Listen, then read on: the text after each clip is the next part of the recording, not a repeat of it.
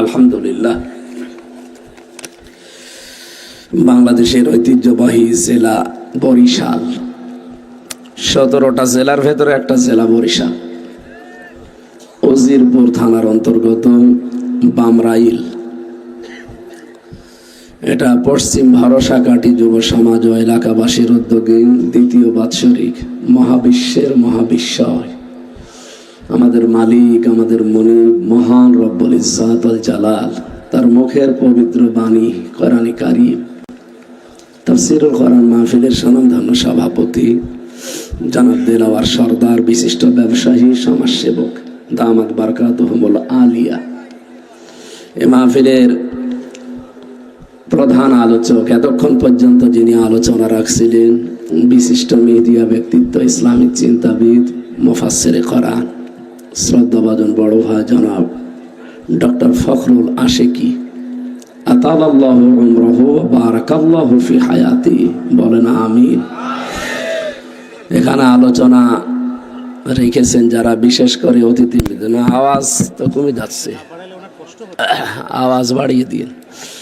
জনাব এস শরফুদ্দিন আহমেদ শান্টু সাহেব, আলহাজ মাস্টার আব্দুল মান্নান, ইসলামী সঙ্গীত এখানে উপস্থাপন করেছেন কারি ইয়াসিন মাহমুদ বরকতুল্লাহ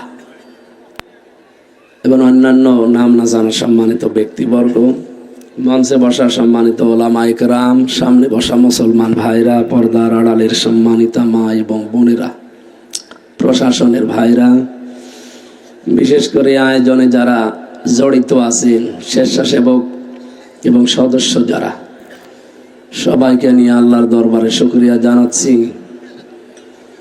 একটা বিশাল জগদ্দল পাথর বুকের উপর থেকে আল্লাহ নামিয়ে দিয়েছে। খালাকাল ইনসান আল্লামাহুল বায়ান। আল্লাহ তাআলা বলেন, আমি মানুষ বানিয়েছি আর মানুষকে কথা বলা আমি শিখিয়েছি। কিন্তু এই কথা বলা বন্ধ করে দিয়েছিল আমাদের এই বাক শক্তিকে যারা রুদ্ধ করে রেখেছিল।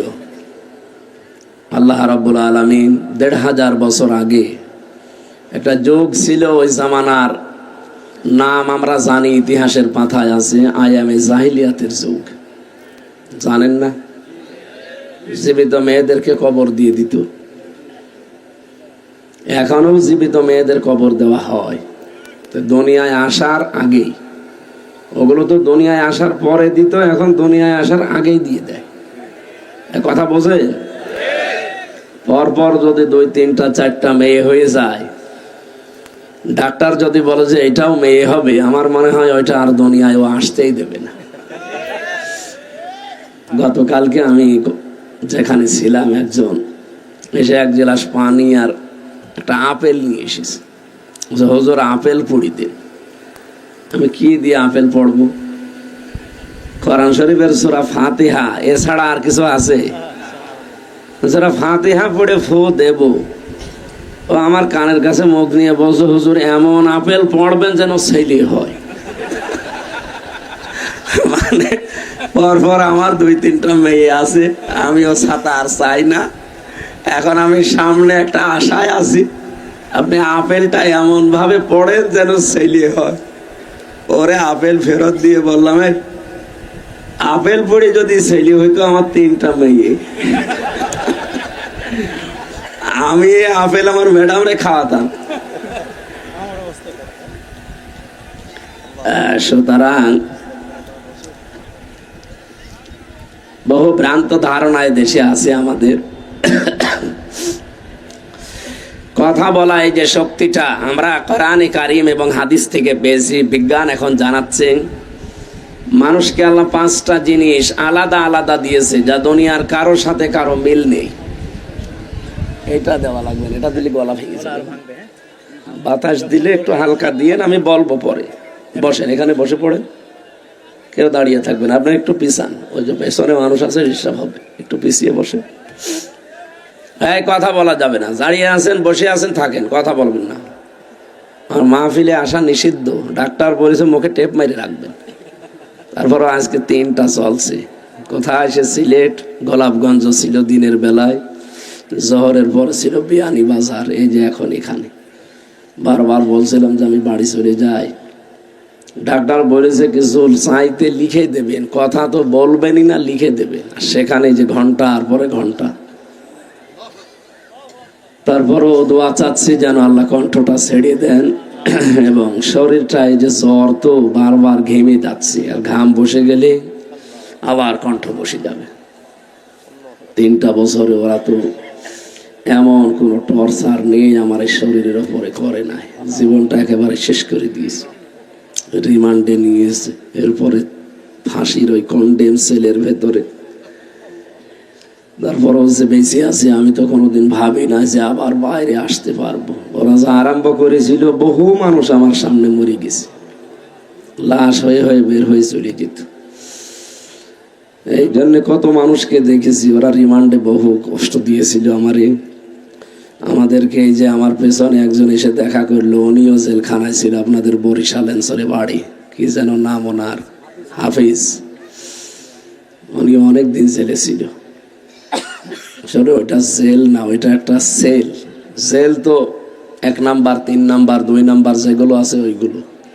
এই 4 নাম্বার এইটা আসলে জেল না, এটা ফাঁসির কন্ডেম সেল। প্রত্যেকটা যারা মার্ডার মামলার আসামি বড় বড়, তাদেরকে এখানে রাখার কথা, আর আমার মতো সৈন্যপটি নিজে রেখে দিয়েছে।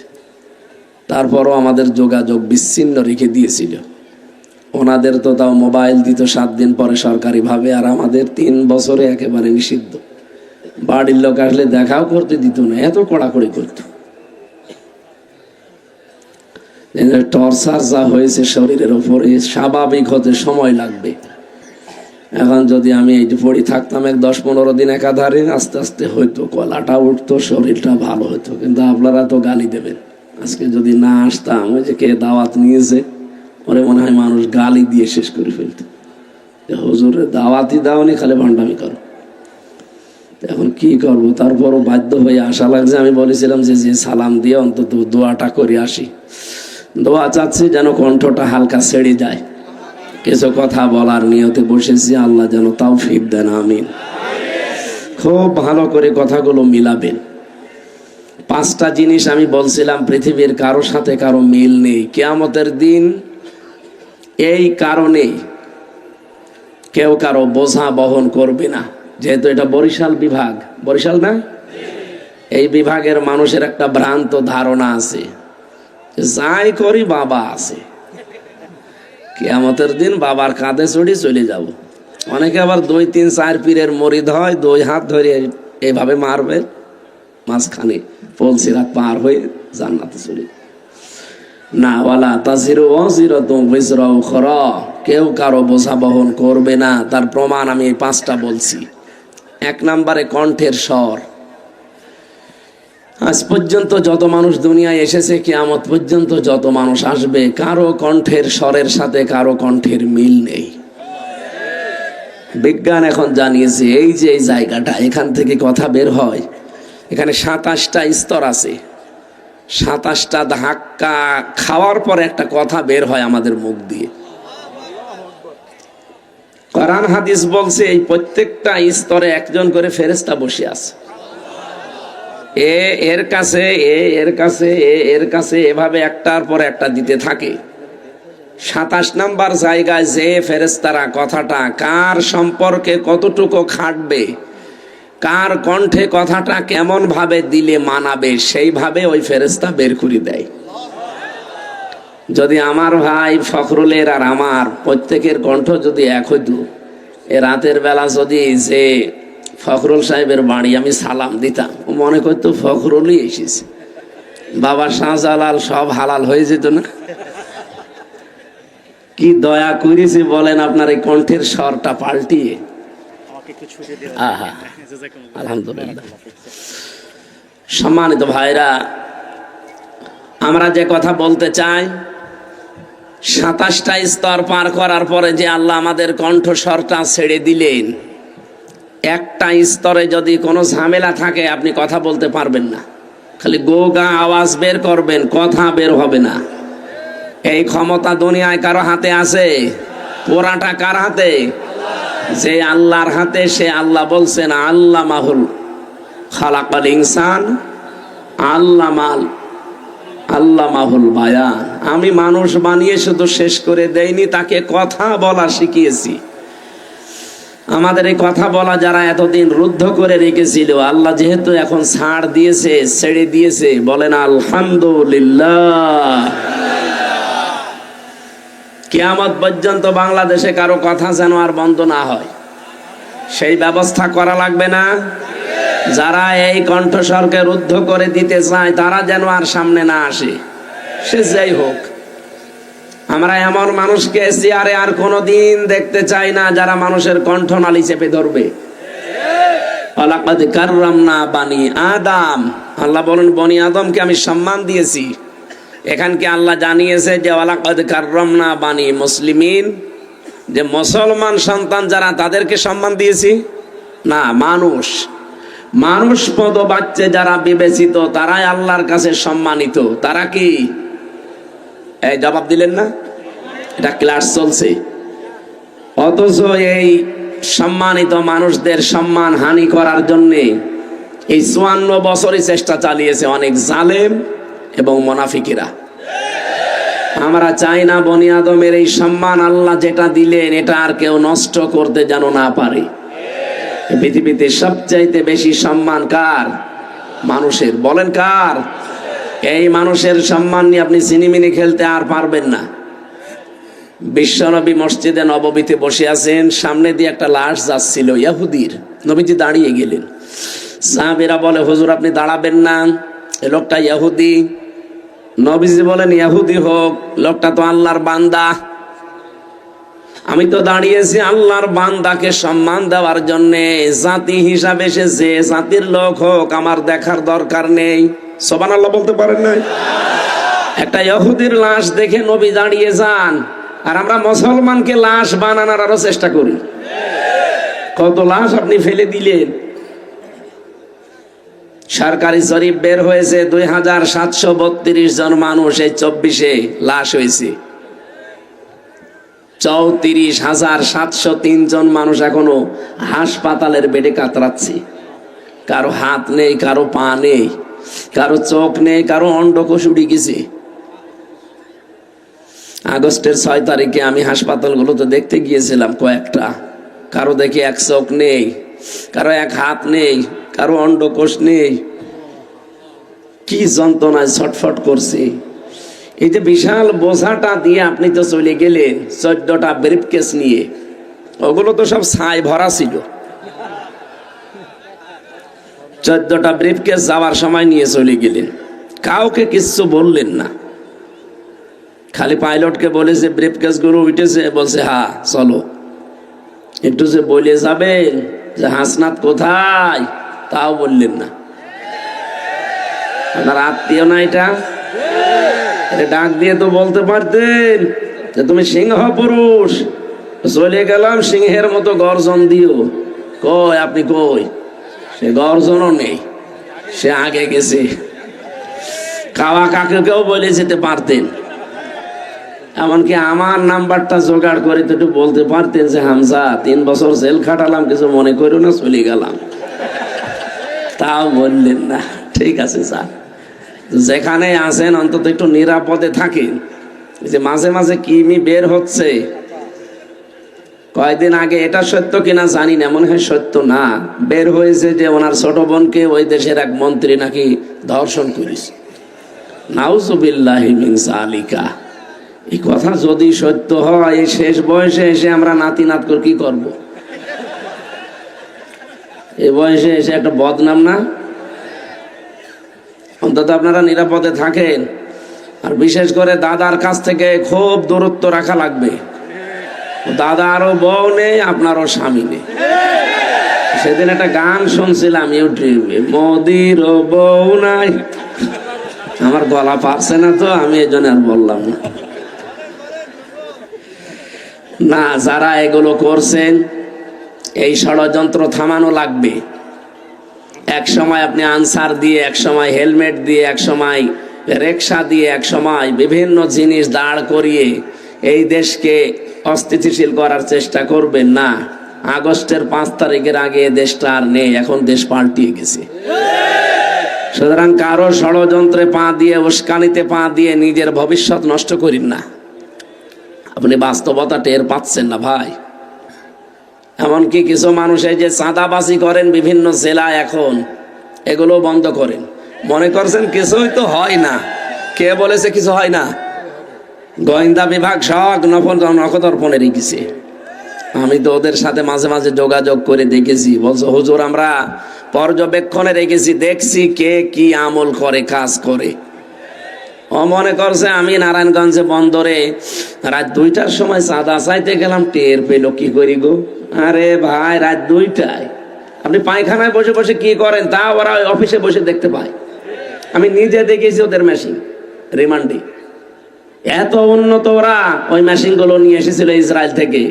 এখন যারা ব্যবহার করছে ওরা নাই নেই, কিন্তু যারা এখন দায়িত্বে আছে ওরা তো ব্যবহার করছে না। আপনি মনে করছেন যে আমি কোথায় কি করে কেউ টের পাই না? সব কিন্তু ওরা দেখতেছে। এই জন্য আপনি সাবধান হবেন। আপনারা অত্যাচারিত, জুলুম, নির্যাতনের শিকার একটা মাজলুম দল। ওই 14 দল বাদ দিয়ে আমরা যা আছি সবাই মাজলুম। কি কথা বলেন না কেন? শহীদ জিয়ার হাতে গড়া এই দেশ, এই দলটা, এই দলের ভেতরে এখন দুই গ্রুপ হয়ে গেছে, একটা বাম একটা ডান। ডান যারা আছে তারা কিন্তু জান প্রাণ দিয়ে চেষ্টা চালাচ্ছে, কিন্তু বাম কিছু আছে তারা দাদাদের ফাঁদে পা অলরেডি দিয়ে দিয়েছে। এই জন্য তাদের মুখ থেকে এখন উলট পালট কথা। এই 15 বছরে জালেমরা যা বলেছিল ওরা এখন ওইটা বলছে। এই জন্য আপনারা এই বাম জিনিসটা কিন্তু খারাপ। বাম হাত দিয়ে মানুষ কি করে আপনি জানেন না? কি আমি বলা লাগবে? আর বামপন্থী যারা এরা জাহান্নামী।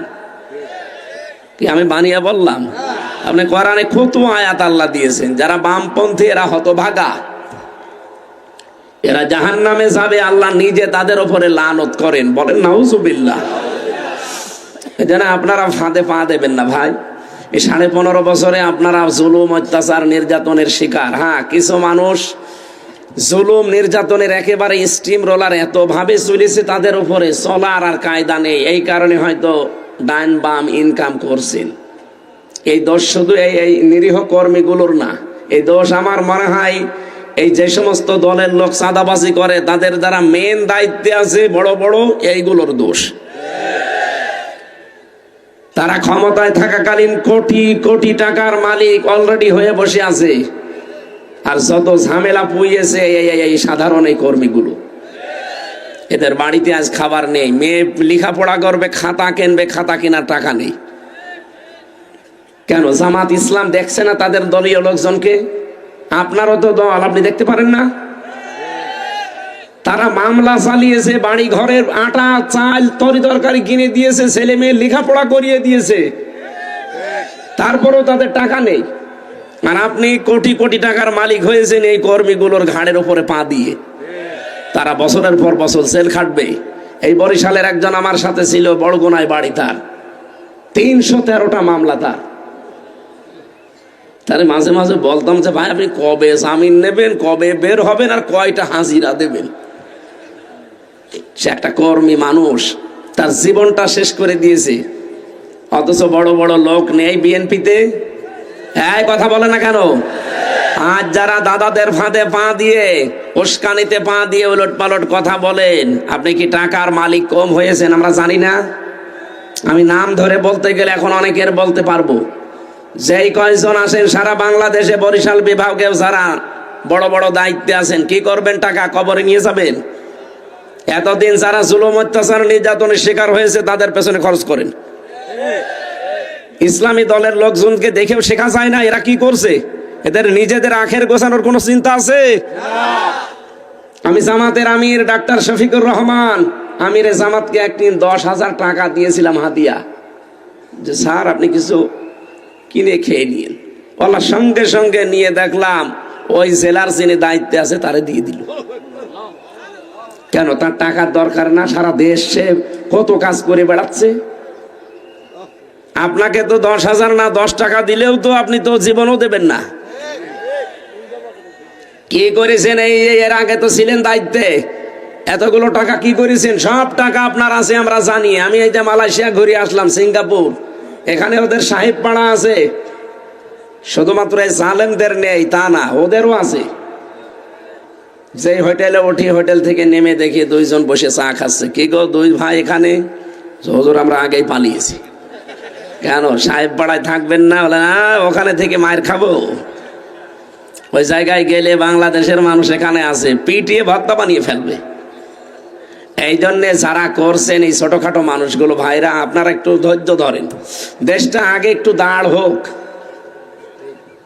বাইরের বিভিন্ন মিডিয়া কিন্তু এখন একেবারে চাতক পাখির মতো চেয়ে আছে। আপনি টের পাচ্ছেন কিছু?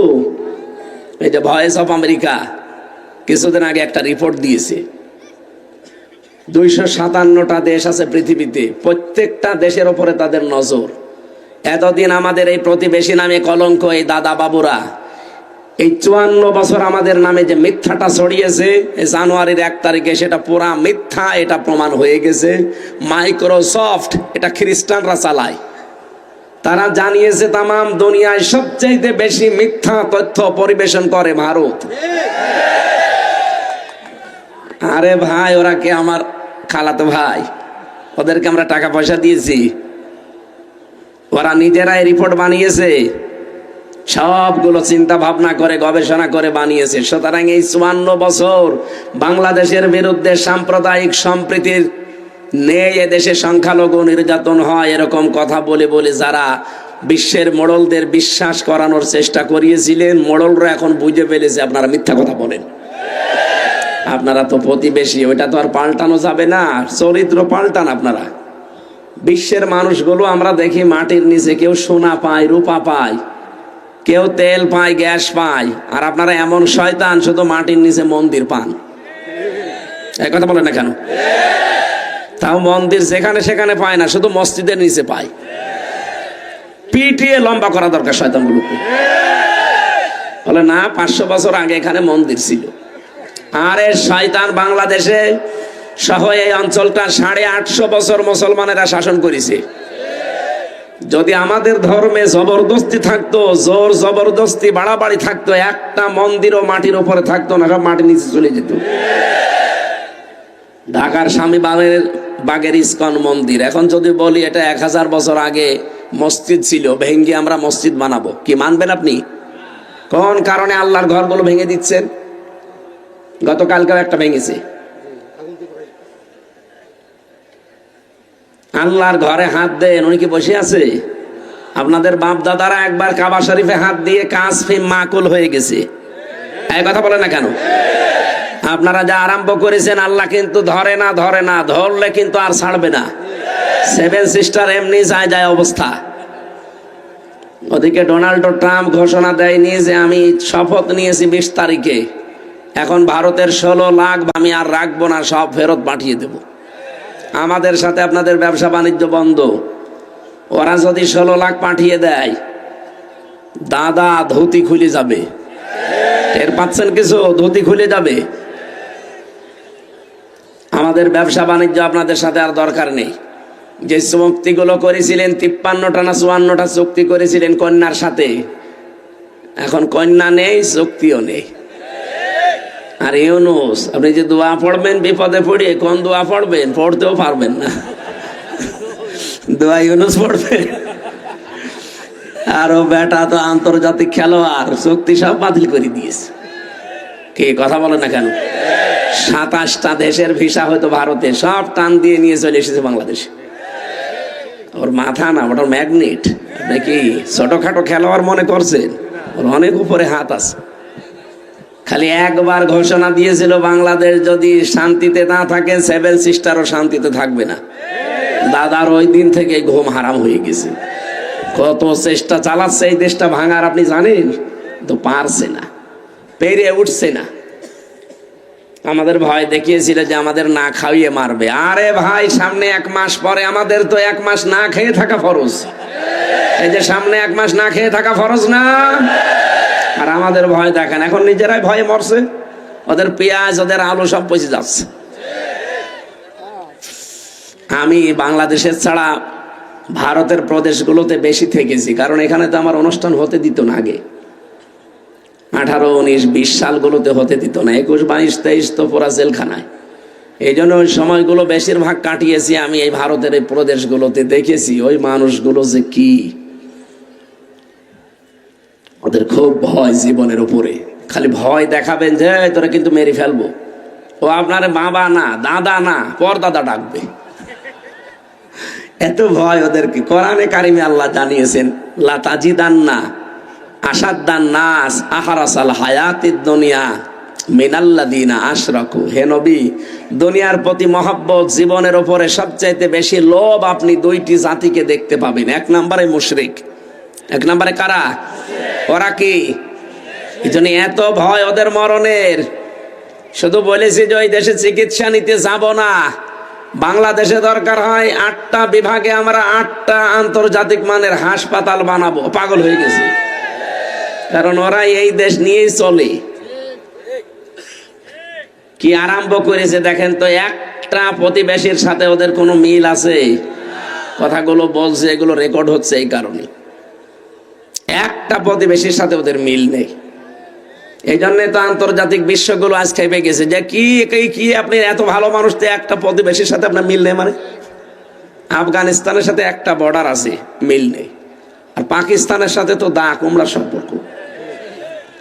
মালদ্বীপের সাথে মিল নেই, শ্রীলঙ্কার সাথে মিল নেই, ভুটান এতটুকু একটা রাষ্ট্র, তার সাথেও মিল নেই।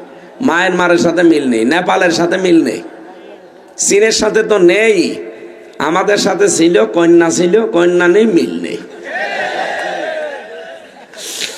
হ্যাঁ, ব্যবসা বাণিজ্য দরকারও নেই। এতগুলো দেশ যদি আপনাদের ছাড়া চলতে পারে, বাংলাদেশও চলতে পারবে ইনশাআল্লাহ। আমাদের ব্যবসা এখন হবে তুরস্কের সাথে, চীনের সাথে, পাকিস্তানের সাথে, যাদের ভেতরে মানবীয়তা আছে। এই কথা বলেন না কেন? আপনারা তো মানুষের ভেতরে পড়েন না। এত মিথ্যা কথাই 54 বছর ছড়িয়েছেন। এই দেশে মুসলমানদেরকে এবং ইসলামকে দাবিয়ে রাখার জন্য সবচেয়ে বেশি ভূমিকা পালন করেছেন আপনারা।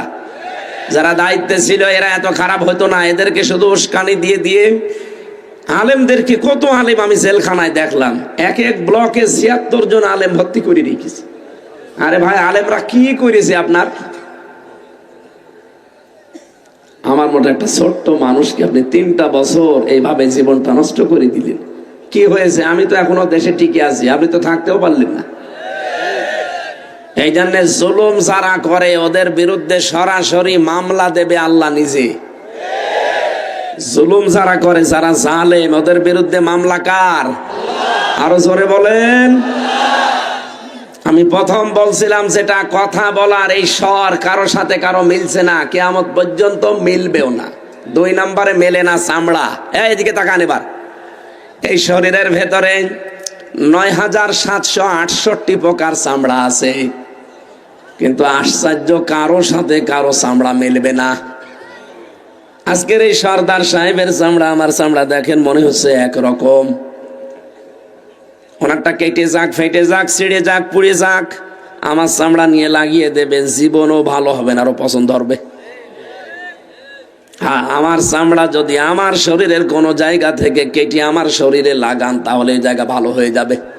ওনার চামড়া ভালো বানাতে হলে 3.5 হাত বডির এই ৯,৭৬৮ প্রকার চামড়ার কোনো জায়গা কেটে দেওয়া লাগবে। কি বুঝলেন এখান থেকে? একজনের চামড়ার সাথে আর একজনের চামড়া মেলে না, লাগাতে গেলেও নিতে চাই না, পছন্দ ধরে, নষ্ট হয়ে যায়। এর চামড়ায় ওর মেলে না, কিয়ামতের দিন আমার বোঝাও বহন করে দেবে। এটা আপনার পীর সাহেব আপনাকে বোঝায় আর আপনি বিশ্বাস করে ফেলেন। এটা পুরা ডাহা মিথ্যা কথা। কিয়ামতে কেউ কারো বোঝা বহন, আর কিয়ামতে আপনার পীর সাহেব আপনার সাথে উঠবে। কে বলিস আপনাকে? কিয়ামতে আপনাকে আল্লাহর সামনে ওঠা লাগবে একা একা। এটাকে আমি বানালাম? সূরা মারিয়ামের 95 নম্বর আয়াতে আছে, ওয়াকুল্লুহুম আতিহি ইয়াউমাল কিয়ামাতি ফারদা। আল্লাহ পাক বলেন, কিয়ামতে প্রতিটি মানুষকে আমি ডাক দেব আমার সামনে, স্রেফ একা একা। কয়জন করি? এই জন্য নিজে ভাবেন আপনি যা করলেন এইটা নিয়ে আল্লাহর সামনে দাঁড়াতে পারবেন কিনা। চামড়ার সাথে চামড়া মিল হয় না, কিয়ামতেও বোঝা বহন করবে। ও আপনাকে বোঝায় আর আপনি বুঝে ফেলেন আপনিও পাগল, ওইটা আর একটা বাটপার। কথা বলেছে না কেন? যারা এগুলো বলে যাদের কোনো চিন্তা নেই আমি আছি, ওইটা একটা বড় বাটপার। কারো উপরে ভরসা করে কোনো লাভ নেই, আপনার কাজের উপরে ভরসা করবেন যে কি কাজ আমি করে যাচ্ছি। কথা বোঝা গেছে? 3 নম্বরে মেলে না মানুষের এই চোখ। চোখের ভেতরে 1,70,000 রগ আছে। 5টা জিনিস দিয়ে আল্লাহ চোখ সাজিয়েছেন।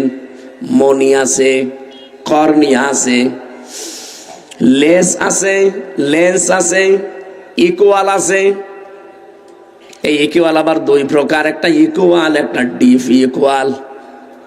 একটা এই দিকে একটা এই দিকে, এই 2 গর্তের 2 মাঝখানে আল্লাহ ওইটা ছড়িয়ে রেখেছেন। রব্বুল আলামিন বলেন এই চোখটা আমি এমন ভাবে সাজিয়েছি কিয়ামত পর্যন্ত কারো চোখের সাথে কারো চোখের মিল আপনি পাবেন না। দেখতে মনে হবে এক, কিন্তু জীবন ওই একরকম না। 4 নাম্বারটা আমি পেয়েছি মানুষের এই হাতের এই যে ছাপ, এর ভেতরে 153টা রেখা আছে, সূক্ষ্ম সূক্ষ্ম এই রেখাগুলো। আজ পর্যন্ত কারো রেখার সাথে কারো রেখা মেলে না, কিয়ামত পর্যন্ত মিলবেও না।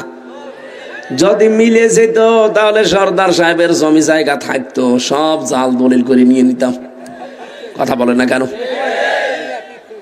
5 নম্বরে যেটা মেলে না সেটা হচ্ছে জহব্বার আচ্ছাদন স্তর। 1,50,00,000 স্তর আছে আমার এই জহব্বার ভেতরে। 357 প্রকার খাবার এই জহব্বাই টেস্ট করতে পারে একবারে।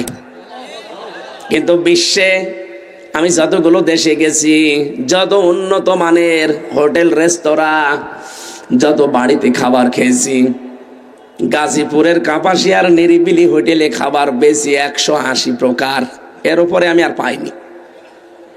বিশ্বে আমি যতগুলো দেশে গেছি এই ছোট বয়সে, বাংলাদেশ তো কোনো জায়গা বাকি নেই, কোন জায়গায় আমি এই 357 প্রকার খাবার একবারে রান্না হয় আমি পাইনি। পেয়েছেন আপনি? আমি 180 প্রকার পেয়েছি। তাহলে আমার জহব্বাই স্বাদ নেওয়ার স্তর আছে কত? 357 প্রকার। এত খাবার আপনি পাবেন কোথায়? ওই নিরিবিলি হোটেলে দেখি ওরা কলা পাতা সেদ্ধ করে বলে যে এটা ভর্তা, মানে এইভাবে 180 প্রকার। কাঁঠালের পাতা ভর্তা, এই সব ভর্তা ভর্তা মিলে, মাছের তরকারি, গোশতের তরকারি সব মিলে হচ্ছে 180 প্রকার। অথচ আল্লাহ আমাদের জহব্বার ভেতরে স্বাদ নেওয়ার স্তরই দিয়েছে 357 প্রকার। এটার সাথে কারোটার কারো মিল নেই। আমার রুচি একরকম, সর্দার সাহেবের রুচি এক। সর্দার না, আমিও সর্দার, আমি আমির হামজা সর্দার, তো ওইটা বংশের নাম। এই যে 5টা বিষয় কারো সাথে কারো মিলছে না দুনিয়ায়, কিয়ামতের দিন আপনার সাথে যে মিলবে, ও আপনার বোঝা বহন করে দেবে, যে তোর চিন্তা নেই, এগুলো কিন্তু বানোয়াট, মিথ্যা কথা। সুতরাং কারো উপরে আজকে থেকে আর ভরসা করবেন? এটা যদি না করেন বাংলাদেশে অনেক দরবার এমনি উঠে যাবে, বিশেষ করে ফরিদপুরের এই 2টা,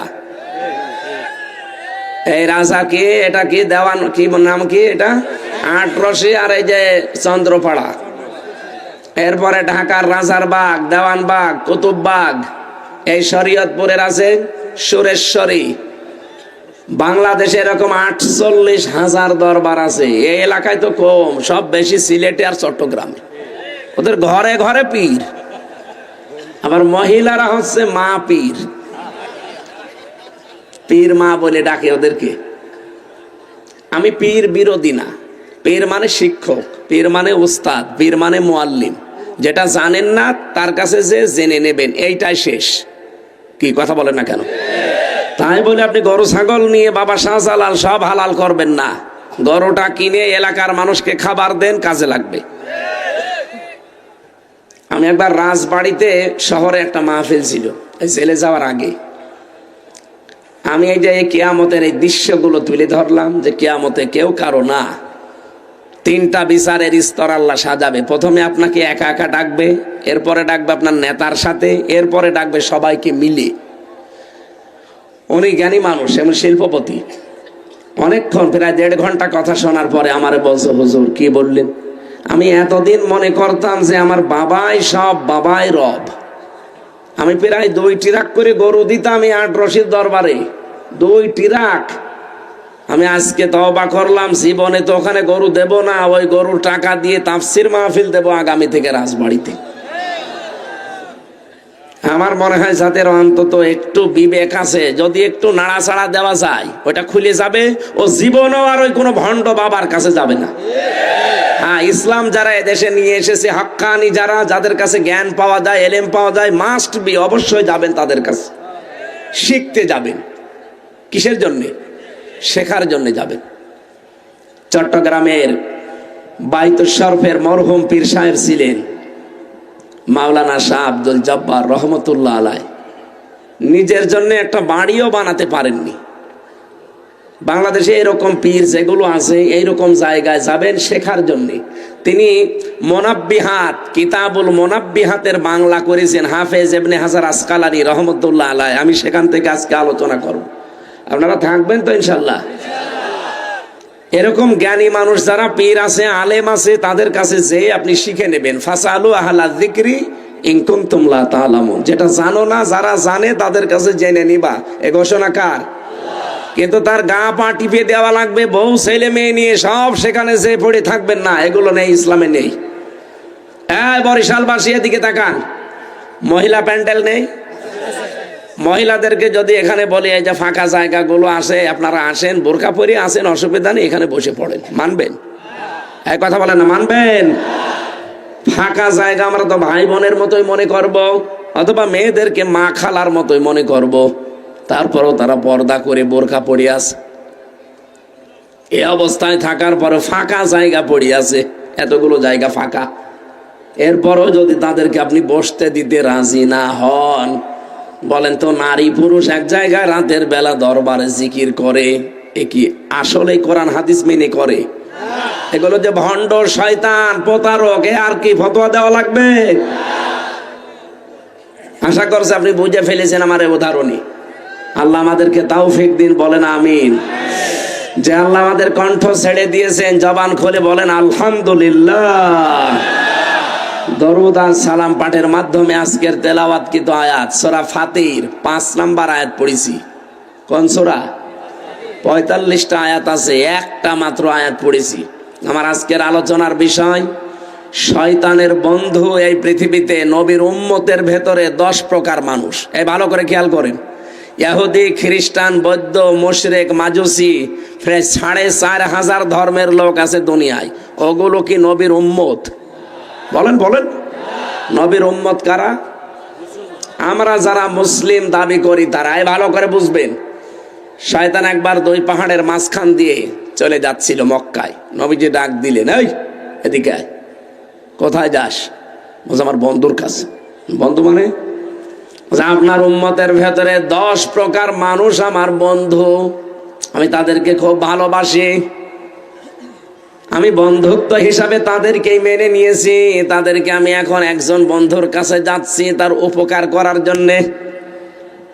শয়তান ওই দিন নবীকে আর একটা কথা জানিয়েছে, হে রাসূল, আপনার কাছে আমি মিথ্যা বলবো না, আপনার উম্মতের ভেতরে 10 প্রকার মানুষকে আমি বন্ধু হিসাবে মেনে নিয়েছি, আর 20 প্রকার মানুষকে আমি শত্রু মনে করি। আমার আলোচনার বিষয় 30টা। এই আয়াত থেকে এই তথ্যগুলো সব বের করব। যারা যারা থাকবেন তারা হাত তোলেন, না থাকলে হাত তুলবেন না। এই আন্দাজে না, দেখেন তো হাত তোলেনি কে? এই যে আলহামদুলিল্লাহ, ঠিক আছে। আমি তো এইভাবে কথা বলি না, আপনারা জানেন আমার কথাবার্তার ধরন এইভাবে না। আসলে কণ্ঠ পারছে না, শরীর সাপোর্ট দিচ্ছে না, তাই কথা বোঝা যাচ্ছে তো। আমরা এই 30টা বিষয় দেখি, অন্য কোনো মানুষ কিন্তু না, ইহুদি, খ্রিস্টান, মুশরিক সব বাদ, শুধু নবীর উম্মতের ভেতরে শয়তানের বন্ধু কয় প্রকার মানুষ? সূরা ফাতির, ফাতির শব্দের শাব্দিক অর্থ কোন মডেল ছাড়া, নমুনা ছাড়া যিনি তৈরি করেন। এই পৃথিবী আল্লাহ বানিয়েছেন কোন মডেল দেখে দেখে, কোন নমুনা দেখে দেখে? আমাদেরকে যে আল্লাহ বানালেন কোন নমুনা দেখে? বলেন বলেন। এই যে যিনি নমুনা ছাড়া, মডেল ছাড়া বানাতে পারেন তার নাম। ফাকির, তিনি তৈরি করেছেন কোন নমুনা মডেল চিহ্ন ছাড়া। 45টা আয়াতের একটা আয়াতে শুধু আমার আল্লাহ আমাদেরকে ডাক দিয়েছেন। ইমানদার বলেন না, ডাক দিয়েছেন ইয়া আইয়ুহান্নাস, হে মানব মণ্ডলী, ইন্না ওয়াদাল্লাহি হক, অবশ্যই আল্লাহর ওয়াদা সত্য। ফালা তাগুররান্নাকুমুল হায়াতুদ দুনিয়া, এই দুনিয়ার জীবনটা যেন তোমাদেরকে ধোঁকার ভেতরে ফেলে না দেয়। দুনিয়ার জীবনে ধোঁকায় পড়ে যেও না। ওয়ালা ইয়াগুররান্নাকুম বিল্লাহিল গরুর, আর ওই মহাপ্রবঞ্চক, ওই শয়তান, ওই প্রবঞ্চকের ধোঁকায় পড়ে তোমরা যেন আল্লাহ সম্পর্কে আত্মভোলা হয়ে থেকো না। এটা বাংলা অর্থ ছিল। মহাপ্রবঞ্চক বলতে আল্লাহ কাকে ইঙ্গিত দিয়েছেন তার পরের আয়াতে জানিয়েছেন, ইন্নাশ শাইতানা লাকুম আদুওয়ুন ফাত্তাখিযুহু আদুওয়া, অবশ্যই তোমাদের শয়তান তোমাদের শত্রু, তাকে শত্রু হিসাবেই তোমরা গ্রহণ করো। ইন্নামা ইয়াদউ হিজবাহু লিয়াকুনু মিনাস সাহাবিস সাঈর, অবশ্যই শয়তান তার দলবলকে ডাকে সে যেন জাহান্নামে তাদের সঙ্গে করে নিয়ে যেতে পারে। এ বাংলা অর্থ এ পর্যন্ত শুনে কিছু বুঝেছেন? কিছু বোঝেননি। এবার আমরা তাফসিরে যাচ্ছি। আপনারা ওঠেন মানে বললেন যে উঠবেন না? প্রসাব পায়খানা আর বিড়ি খাওয়া ছাড়া কেউ যেতে পারবেন না। এটা তো বরিশাল বিভাগ, ঝামেলা আছে। চট্টগ্রাম আর সিলেটের জন্য আবার বিড়ি সিগারেটের মাসলা আলাদা, ওখানে ইমাম সাহেবও বিড়ি খায়। কিন্তু আমাদের এই চট্টগ্রাম, খুলনা আর বরিশালে বিড়ি খাওয়া ইমাম না, বিড়ি খাওয়া মুয়াজ্জিন কেউ রাখবে? বিড়ি খাওয়া খাদেম রাখবে? এই দুই বিভাগ খুব কড়াকড়ি বেশি। বিড়ির ক্ষেত্রে, সিগারেটের ক্ষেত্রে চট্টগ্রাম আর সিলেট আবার একটু সহজ আছে। তো যেহেতু এটা সিলেটও না চট্টগ্রামও না, এটা হয় বরিশাল নাই পাশে খুলনা। কথা বলে না কেন? আমার বাড়ি খুলনা বিভাগে, আপনারা বরিশাল, আমরা প্রতিবেশী। আমাদের একটু মিল আছে যে অন্তত আমরা আর যাই করি, বিড়ি খাই। বলছেন না? আকিস বিড়ি যায় কোথায়? যারা খান এটা ছেড়ে দেবেন, এটা বদ অভ্যাস। পৃথিবীর একটাই খাবার যার শরীরে লেখা থাকে আমাকে খাবেন না, খেলে ক্যান্সার হবে, লেখা থাকে না ভাই? পৃথিবীর কোন খাবার এমন আছে যে লেখা থাকে যে আমাকে ধরবেন না, খাবেন না, খেলে মরে যাবেন? কেউ যদি বিস্কিটের উপরে লিখে দেয় যে আমাকে খাবেন না, খেলে মরবেন, দোকানদার যদি টাঙিয়ে রাখে দোকানের ওপরে, মানুষ বলবে তোর বিস্কুট তুই খেয়ে মর। অথচ এই যে তামাক কত কিছু নষ্ট করে দেয় শরীরের। আশা করছে এটা ছেড়ে দেবেন, আপনার ইচ্ছাই যথেষ্ট। ধূমপান ছাড়ার জন্য, বিড়ি সিগারেট ছাড়ার জন্য ওয়াজ করা লাগবে না, আপনার ইচ্ছাই যথেষ্ট। বলেন বলেন, আপনি একটু মজবুত হয়ে সিদ্ধান্ত নেন। আর মা বোন যারা এসেছেন আপনাদেরকে বলি, যাদের স্বামী বিড়ি খায় ওর বিছানা আলাদা করে দেবেন। ওই বেটা থাকে কোন জায়গায় আমি দেখবো। এমনি 2-4 দিন যে থাকতে পারবে না, শেষে বিড়ি ছেড়ে দেবে। আমার ভাইরা,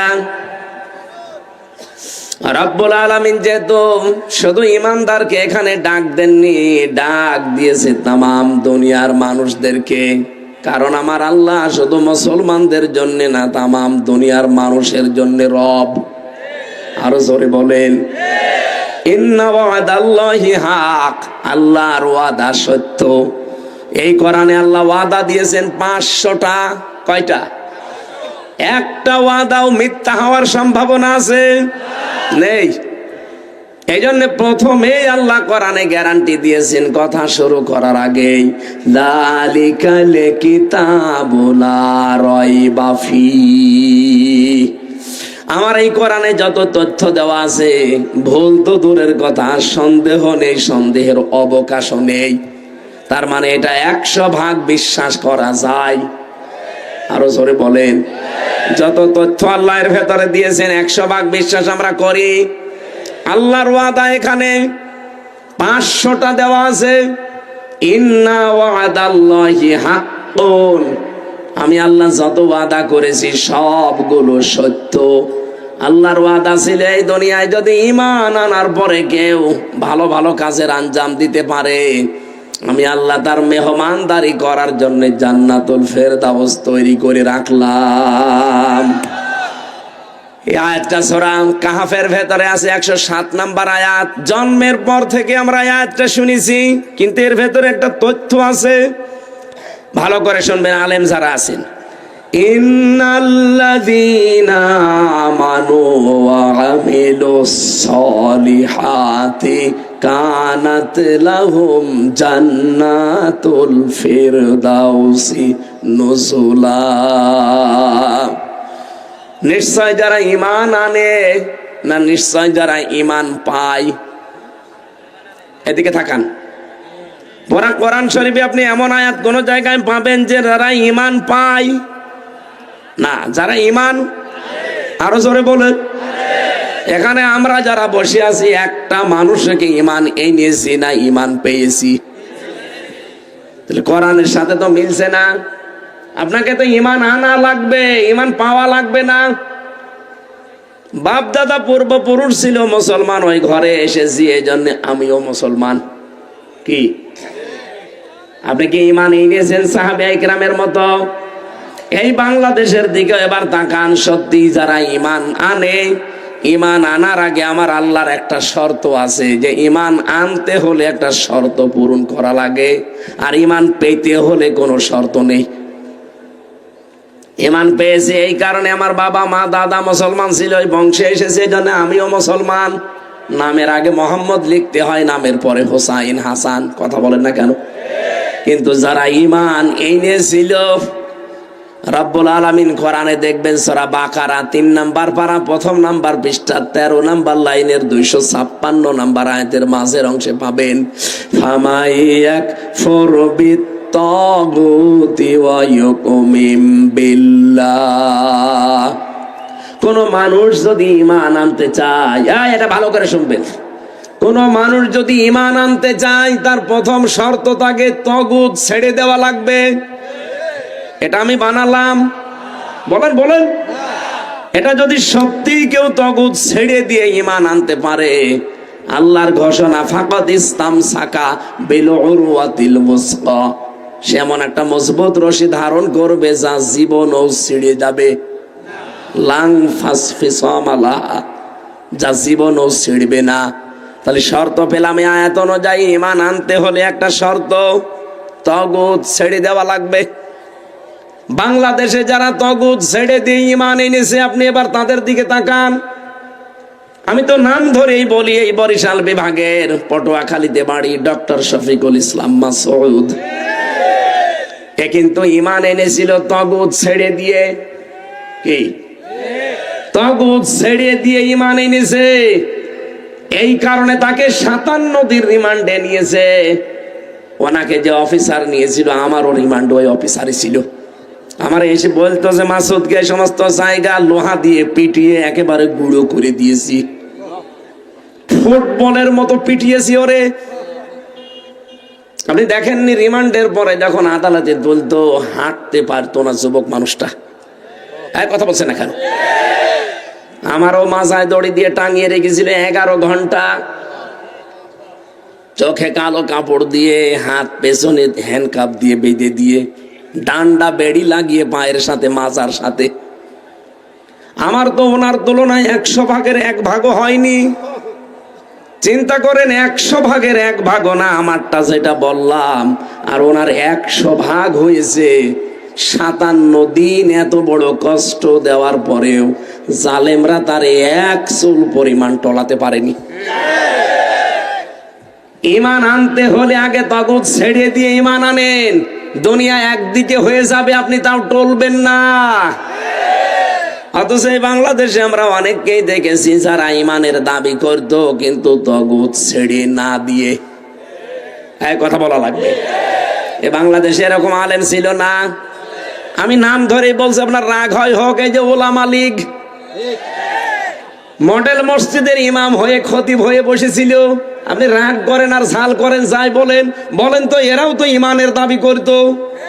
কিন্তু তগুত ছেড়ে না দিয়ে তগুতের সাথে আরো মিলেমিশে আমারে ধরার পরের দিনই রিমান্ডে অফিসার বলেছিল যে হুজুর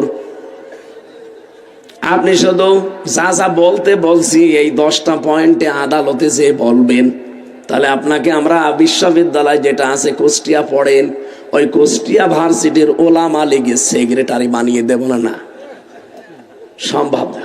এই মিথ্যা কথাগুলো বলা সম্ভব না। আপনার যা ভালো লাগে করেন। শেষে বলছে আপনার বউ তুলে নিয়ে আনবো, আমরা তিনি নিয়ে আসেন। তারপরও এত মিথ্যা কথা আমি বলতে পারবো না।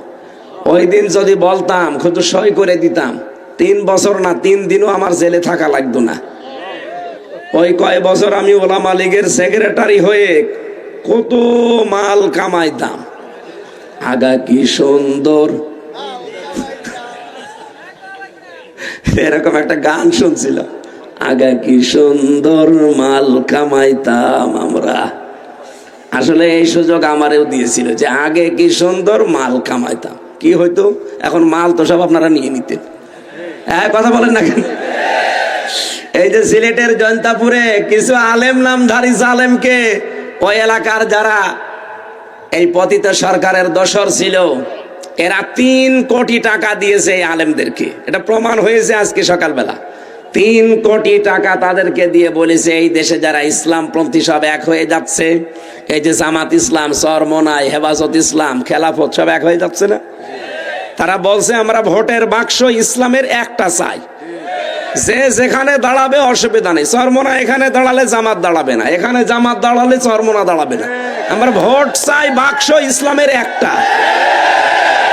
এইটা তৈরি করে দেন, সারা দেশে ইসলাম এ দেশে কায়েম হতে বাধ্য।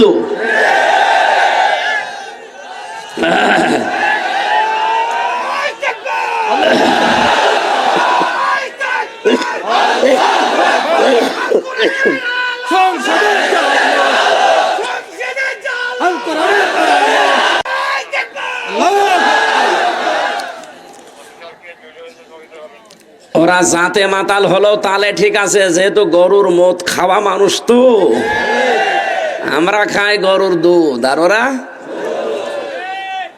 শয়তানরা এখন এই কাজ আরম্ভ করেছে। কিছু আলেম নামে জালেমকে 3 কোটি টাকা দিয়েছে, চিন্তা করতে পারেন। ওদেরকে এখন মিছিল মিটিং এ লাগাচ্ছে, 10-12 জন এক জায়গায় লাঠি হাতে নিয়ে যে না আমরা এটা চাই না, এটা চাই না। এতদিনে 15.5 বছর কোথায় ছিলেন দুদু?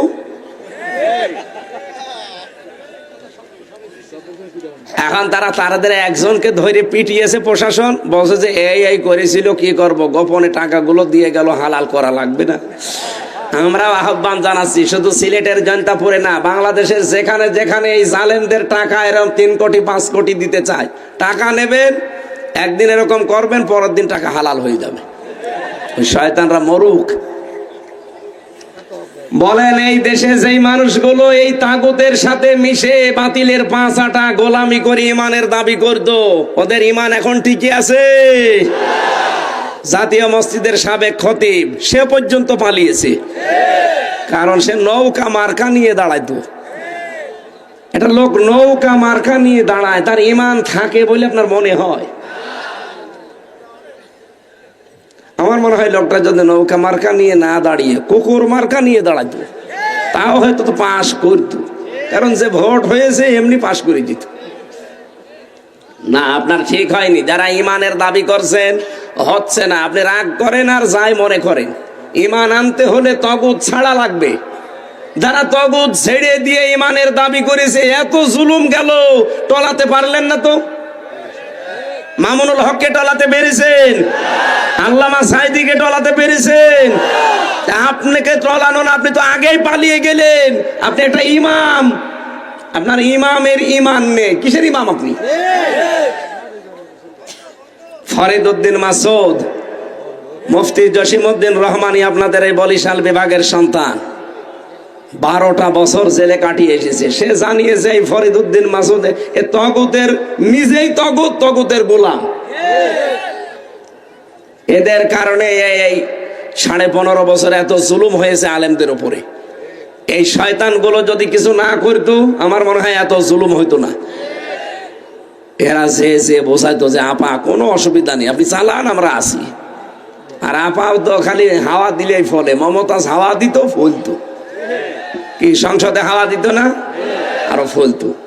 তো বিবেক আছে যে মমতাজের মতো একটা মানুষ হাওয়া দেয় আর আমি ফুলি, ও কি মানুষের ভেতরে পড়ে? 300 টাকায় যারা দেহ বিক্রি করতে পারে তারা সংসদে যে বলে সংসদ সদস্য হয়, আর তারা হাওয়া দিত আর উনি বসে বসে তালি দিত। মানুষ এত নিচে নামেছে। আমি ইমানের কথা বলছিলাম, ইমান আপনাকে পাওয়া লাগবে না আনা লাগবে? আর ইমান আনতে হলে আগে কি ছাড়া লাগবে? তগুত কি, এটা যদি আপনি না জানেন তো ছাড়বেন কি করে? তগুতের অর্থ 4টা। 1 নম্বরে তগুত মানে শয়তান। তগুত মানে কি? শয়তান তো আর দেশে নেই। 2 নম্বরে তগুত মানে মানুষের তৈরি করা আইন। ও ভাই বরিশালের মানুষেরা, আমি ছোটকালে বরিশালে পড়েছি, এই জন্য আপনাদের প্রতি একটা আলাদা মায়া আছে আমার। মন থেকে বলছি আপনাকে আমি বাঁচাতে চাই। মানুষের তৈরি করা আইন, কারণ যারা এদেশে প্রতিষ্ঠা করতে চান আপনার ইমান নেই, কারণ আপনি তগুত। তগুত আগে ছেড়ে দেন, এরপরে ইমানের দাবি করেন। কোন আলেম নিয়ে আনবেন? আলেমকে নিয়ে সেখানে বসান। যা বলছি একটা কথা যদি ভুল প্রমাণ করতে পারেন, তগুতের 2 নম্বর অর্থ এটা। তগুত মানে মানুষের তৈরি করা আইন যারা প্রতিষ্ঠা করতে চায়। এ বাংলাদেশে এরকম মানুষ নেই। 3 নম্বরে তগুত মানে নিজে আল্লাহকে মানে না, কেউ মানবে মানতেও দেয় না। এরকম দেশে ছিল না? নিজে কোরআন শোনে না, কেউ শুনবে শুনতেও দেয় না। এই জন্য এরকম সম্পর্ক যাদের সাথে আছে এগুলো আগে ছেড়ে দেন, কাটছাট করে আসেন, এরপরে যদি দাবি করতে পারেন। 2 নম্বরের শব্দ ছিল কি? ওয়া আমিলুস সলিহাত, নেক কাজ করবে। নেক কাজ কি? আমরা মনে করি নামাজ পড়া, রোজা রাখা, কালো বোরকা পরা, দাড়ি রাখা, জুব্বা গায়ে দেওয়া, জিকির করা হয়ে গেল নেক কাজ না। সলেহ শব্দের শাব্দিক অর্থ হচ্ছে শুধু নেক না, শুধু সৎ না। সলের আবিধানিক অর্থ এখন বের হচ্ছে আধুনিক ব্যাখ্যায়। সলেহ মানে যোগ্য। সলেহ মানে কি? যারা তাফসীর বোঝে, শব্দ ভাঙতে জানে জিজ্ঞাসা করেন যে সলেহ মানে যোগ্য। শুধু ঈমান এনে বসে থাকলে হবে না, আপনাকে যোগ্যতা সম্পন্ন হওয়া লাগবে। এই বাংলাদেশটা অর্থনীতি চালাতে হলে যোগ্যতা লাগবে না আপনার?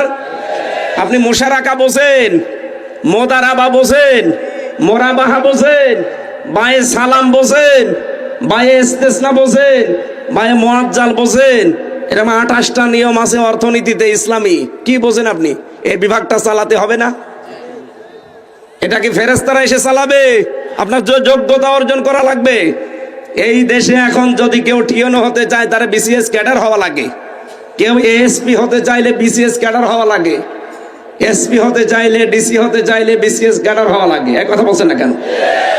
আপনি ম্যাজিস্ট্রেট হতে চাইলে বিসিএস ক্যাডার হওয়া লাগবে। তো এই সমস্ত জায়গাগুলো যদি আমরা এখন না যেতে পারি, যোগ্যতা অর্জন করে, ওগুলো তো সব ওই রাম আর বামরা দখল করে রাখবে, দেশটা আবার জাহান্নাম বানাবে। এই জন্য আমরা যারা ঈমান এনেছি, শুধু ঈমান এনে বসে থাকলে হবে না, আমাদের যোগ্যতা ধাপে ধাপে বাড়াতে হবে। আমাদের যোগ্যতা যখন ওই জায়গায় পৌঁছিয়ে যাবে, দেখবেন ঠিক আল্লাহ ওয়াদাল্লাহুল্লাযীনা আমানু মিনকুম ওয়া আমিলুস সলিহাত লা ইস্তাখলিফান্নাহুম ফিল আরদ। এটা সূরা নূরের ভেতরে আছে, 18 নম্বর পারা, 16 নম্বর পৃষ্ঠা, 3 নম্বর লাইনে আছে। আল্লাহ বলেন যে এই মানুষগুলো ঈমান আনবে আর যোগ্যতা অর্জন করবে, আমি আল্লাহর ওয়াদা হচ্ছে লা ইস্তাখলিফান্নাহুম ফিল আরদ, জমিনের শাসন ক্ষমতা আমি আল্লাহ তাদেরকে দিয়ে দেব। এই বাংলাদেশে আমরা এখন দেখতে পাচ্ছি ইসলামের যে উত্থান হচ্ছে, এখন ইসলামপন্থীরা ডিসি হতে পারে, এসপি হতে পারে, টিওনো হতে পারে, বিশ্ববিদ্যালয়ের ভিসি হতে পারে। এই কথা বলেন না কেন? আমার কুষ্টিয়া ভার্সিটির ভিসি যিনি, উনি মাদ্রাসা থেকে কামেল পাস। আজ বাংলাদেশের সব জায়গাগুলো যদি আমরা ইসলামপন্থী মানুষগুলো এভাবে যোগ্যতার ভিত্তিতে নিতে পারতাম, যদি যেতে পারতাম, চিকিৎসা বিভাগ আজ দুর্নীতিতে চ্যাম্পিয়ন হয়। কেন হবে? বাংলাদেশের ডাক্তারগুলো ডাক্তার মতিয়ার রহমানের মতো তৈরি করেন, ডাক্তারগুলো ডাক্তার শাহিন জর্দারের মতো তৈরি করেন, ডাক্তারগুলো ডাক্তার ফাতেমা সিদ্দিকা রাজশাহী এর মতো বানান। এভাবে ডাক্তার তৈরি করে ছেড়ে দেন, চিকিৎসা বিভাগটা দুর্নীতিগ্রস্ত না, দুর্নীতি মুক্ত হতে বাধ্য হবে। বিশ্ববিদ্যালয়গুলোতে কোনো সিন্ডিকেট থাকবে না। এই জন্য ইমান এনে বসে থাকলে হবে, আমাদের যোগ্যতা বাড়তে হবে। আজ মায়ের সাথে জেনা হচ্ছে প্রকাশ্যে। কোথায় হইলো? কোথায় হইলো মানে যারা এই যে টাকা ছেড়ে রাখেন, টাকা ছেড়ে রাখে 1000, প্রতি মাসে মাসে 200 টাকা বেশি না, এটা মায়ের সাথে জেনা করা। এই এলাকায় নেই? কারা কারা এরকম টাকা ছেড়ে রাখেন? হাত তোলেন তো। কই আন্দাজে বলেন কেন? এই এলাকায় থাকবে কেন? সব আল্লাহর ওলি বসে আছে না। যদি এরকম কোন কাজে কেউ থাকেন, আপনি টাকা ছেড়ে দেবেন, আসল টাকাটা রেখে সুদ ছেড়ে দেবেন। কারা কারা ছেড়ে দিতে রাজি আছেন? আল্লাহকে হাত দেখান। এলাকায় সুদ আছে।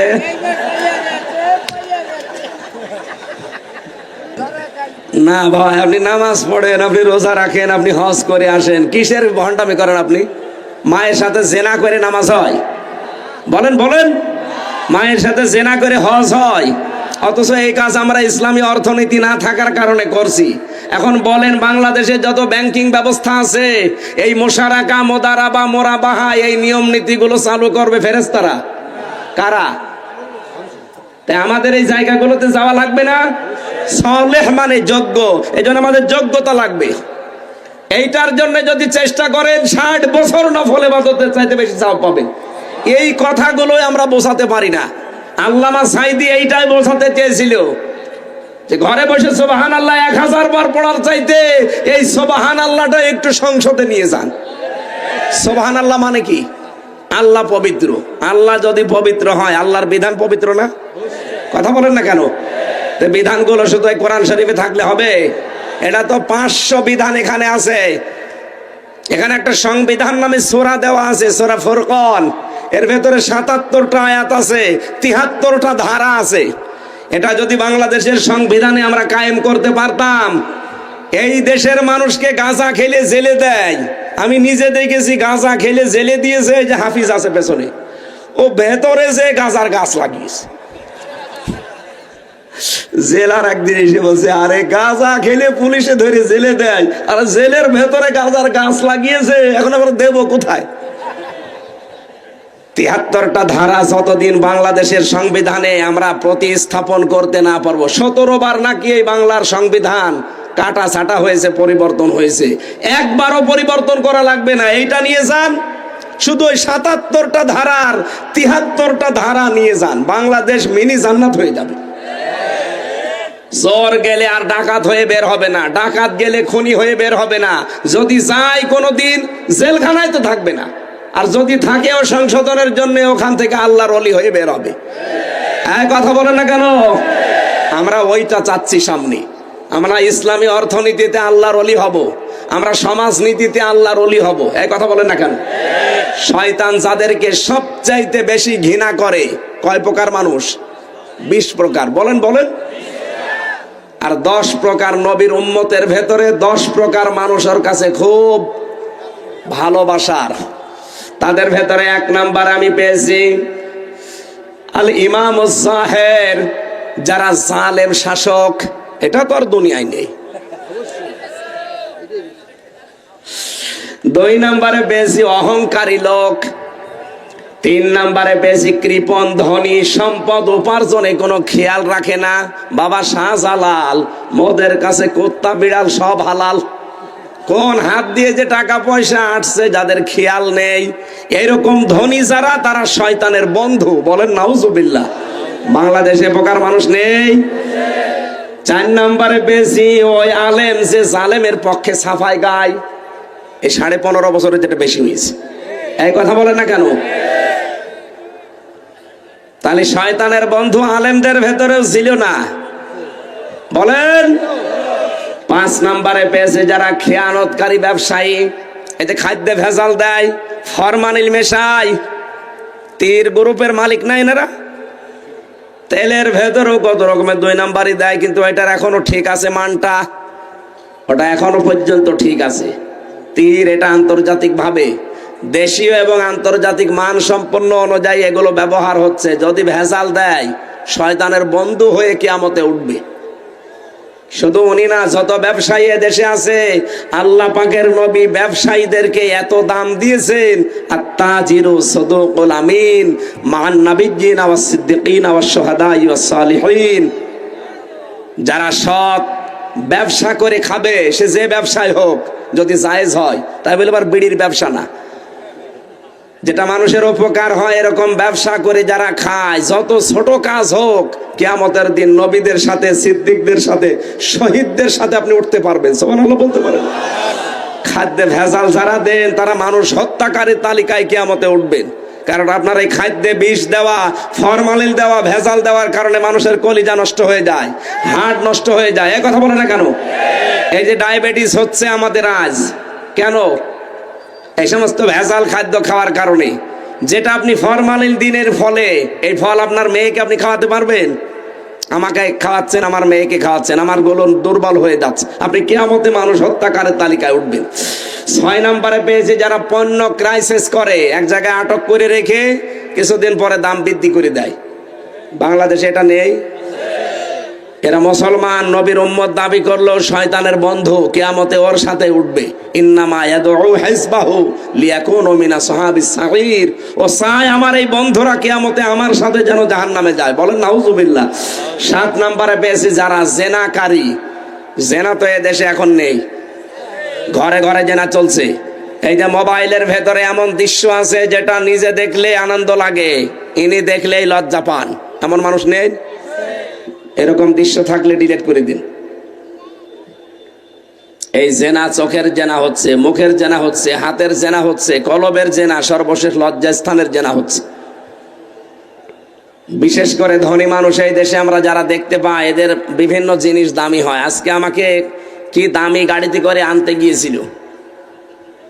ধনী মানুষদের আমরা এটা দেখি, এদের গাড়ি দামি, বাড়ি দামি, পোশাক দামি, মোবাইল দামি, জামা দামি, খালি মেয়ে আর বউ কম দামি। এমন পোশাক পরিয়ে রাস্তায় নিয়ে আসে, আমার মনে হয় শয়তানও অত পাতলা পোশাক পরে না। মানুষকে আরো দেখায় যে জিনিস আমার আছে, আপনারা দেখেন। তা আপনার জিনিস আমি দেখে করবো কি? 7 নম্বরে 8 নম্বরে পেয়েছে যারা সুদখোর। এই যে সুদের পর্যায় আছে, ইসলামী অর্থনীতিতে সুদের প্রকারগুলো আছে, এই সুদ আগে জানা লাগবে আপনাকে। 9 নম্বরে যারা বখিল, দান করে না। 10 নম্বরে যারা মাদক গ্রহণকারী এবং বিক্রেতা যারা, এই 10 প্রকার নবীর উম্মতের ভেতরে এই মানুষগুলোকে শয়তান বলে এরা আমার একেবারে উৎকৃষ্ট বন্ধু। আলমার ও মান আহাব্বা, দুনিয়ায় যার সাথে যার বন্ধুত্ব হবে, ভালোবাসা হবে, কিয়ামতে তার সাথে তাকে ওঠা লাগবে। আল্লাহ আমাদেরকে হেফাজত করেন। আমরা নবীর উম্মত দাবি করছি, আমরা যদি এই কাজগুলোতে থাকি, আমরা কি নবীর উম্মত আছি না শয়তানের বন্ধু হয়ে গেছি? আল্লাহ আমাদের হেফাজত করুন, বলেন আমিন। জেলে বসে বহু কষ্ট করি, কারণ ওখানে আমার খাতা কলম দিতে চাইতো না কারারক্ষীরা। বহু কষ্ট করে করে পারিবারিক জীবন নিয়ে, কারণ বহু মানুষ ওখানে জেল খাটতেছে পারিবারিক জীবনের কারণে। দাম্পত্য কলহ কি করে হয় এবং তার সমাধান কি করে করা লাগে, আমি জেলে টুকে টুকে রেখেছিলাম, বাইরে এসে ওগুলো বই লিখেছি। দাম্পত্য জীবনের কলহ এবং তার সমাধান, নারীদের জন্য একটা, পুরুষদের জন্য একটা। কোন জায়গায় গাড়ি আছে আমি জানি না, ওই যে গেটের সামনে সাদা গাড়ি আছে, ওখানে যে কয় পিস আছে যাওয়ার সময় মেয়েদের জন্য নিয়ে যাবেন। যে মাকে, মেয়েকে, বোনকে, বউকে উপহার দেবেন। ছেলেদের একটা আছে, মেয়েদের একটা আছে। কণ্ঠের যে অবস্থা, বেশি চাপ দিলে আরো বসে যাবে। আমি মাপ চেয়ে নিচ্ছি, আজকের মতো 1 ঘন্টা 15 মিনিট হয়ে গেছে। আগামীতে আবার আসলে কথা বলবো ইনশাল্লাহ। আল্লাহুম্মা আমিন।